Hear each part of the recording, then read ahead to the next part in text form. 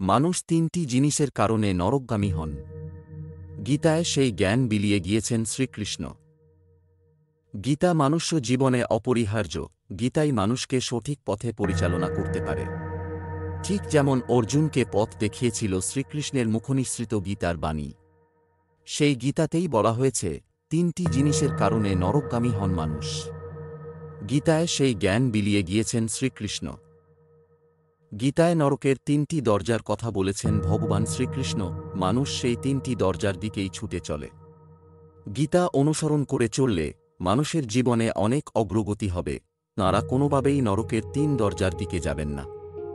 গীতায় সেই শিক্ষা প্রদান করেছেন শ্রীকৃষ্ণ। শ্রীকৃষ্ণ বলেছেন মানুষ তিনটি জিনিসের কারণে নিজেকে ধ্বংস করে ফেলে।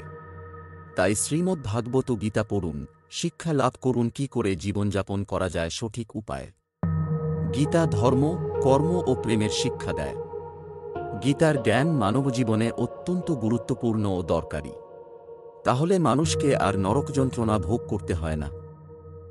জীবন দর্শনের যে কথা গীতায় বলা রয়েছে তা যদি কোনো ব্যক্তি অনুসরণ করেন তবে তিনি সর্বোত্তম রূপে প্রতিপন্ন হবেন। শ্রীকৃষ্ণ বলেছেন প্রতিটি মানুষের জন্য তিনটি জিনিস হল আত্মধ্বংসাত্মক। তা হল কামনা, ক্রোধ আর লোভ। এই তিনটিই হল নরকের দরজা। ভগবান শ্রীকৃষ্ণ গীতায় বলেছেন একজন সেরা মানুষকেও ধ্বংস করে দেয় ওই তিনটি জিনিস। তাই কামনা, ক্রোধ আর লোভ অবশ্যই পরিত্যাগ করা উচিত।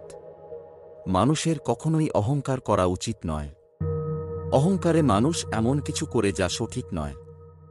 একটা সময়ে অহংকারই তাঁর পতনের কারণ হয়ে যায়। তাই অহংকার পরিত্যাগ করুন। শ্রীকৃষ্ণ বলেছেন যা ঘটেছে তাও ভালো, যা ঘটছে তাও ভালো, আর যা ঘটবে তাও ভালো। আপনি যেখান থেকে নিয়েছেন সেখানেই দিয়েছেন।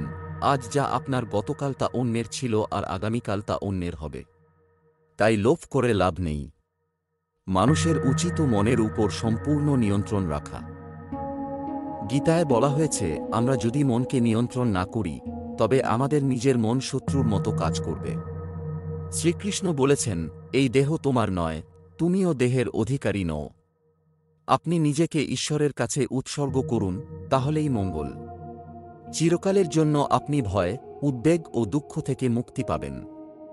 মঙ্গলময়ের কৃপা লাভ করবেন।